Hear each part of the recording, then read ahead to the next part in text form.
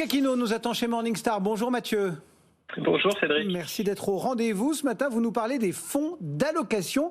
On commence par rappeler comment ils fonctionnent.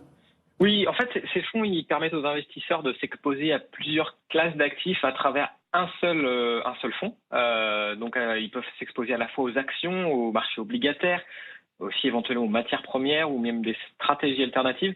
En fait, il faut le voir comme une étape supplémentaire dans la délégation de gestion. Pour un fonds action, par exemple, un investisseur va confier au gérant le soin de choisir les titres. Et bien, pour un fonds d'allocation, il délègue en plus la décision d'arbitrer entre plusieurs classes d'actifs. Alors, néanmoins, les investisseurs fixent quand même des règles d'encadrement qui correspondent au profil de risque.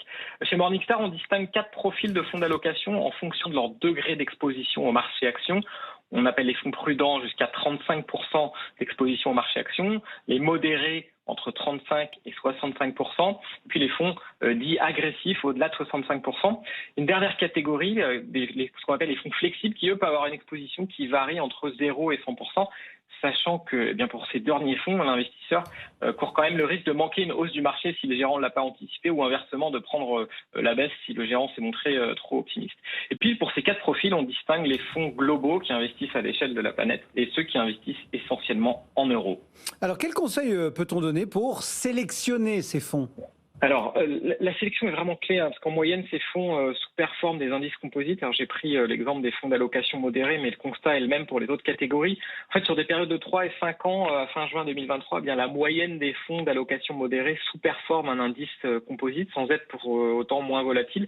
En fait, l'investisseur, il doit vraiment être vigilant, s'assurer que l'équipe de gestion dispose à la fois d'une expertise en allocation, c'est-à-dire de décider si on va sur les actions, les obligations, mais aussi choisir les titres au sein de chaque classe d'actifs que le fonds vise à exploiter. Et puis, il faut faire attention aux frais, notamment, il y a des fois des commissions de performance sur ces fonds-là. Il faut regarder quel benchmark est utilisé. Le benchmark de cette commission de surperformance, il doit idéalement refléter les risques encourus par l'investisseur.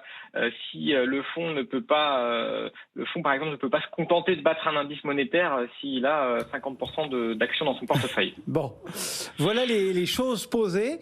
Est-ce que vous nous dénichez quelques exemples, quelques idées de fonds ? Oui, alors si on commence par la catégorie prudente, donc les fonds qui sont moins risqués, il y a le fonds MNJ Optimal Income. Il est géré plutôt comme un fonds obligataire avec la possibilité de s'exposer aux actions jusqu'à 20%, mais uniquement lorsque le gérant estime qu'elles sont très décotées. Par exemple, en ce moment, l'exposition aux actions est proche de zéro. Le gérant préfère le profil des obligations au rendement. Le fonds a été moins risqué que ses concurrents sur le long terme et affiche donc un couple de rendement risque attractif. C'est un fonds noté bronze. Dans la série des fonds modérés, nous avons l'ETF Vanguard Life Strategy 40%. Comme son nom l'indique, il est exposé à 40% aux actions.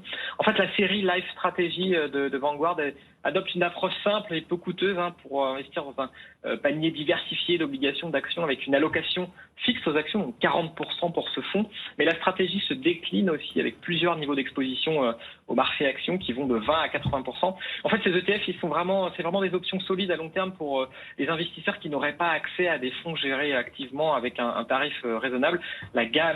Donc toute la gamme Vanguard Life Strategy est notée Gold par notre équipe.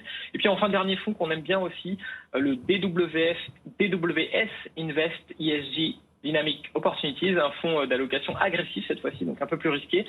Cette équipe de DWS, elle est composée de gérants et d'analystes expérimentés qui ont vraiment construit un long track record dans l'allocation d'actifs avec succès.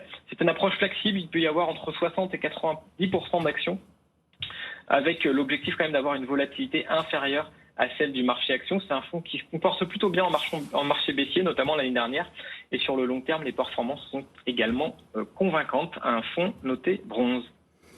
Merci beaucoup Mathieu. Mathieu Aquino, donc Morningstar, qui nous accompagnait ce matin. Le CAC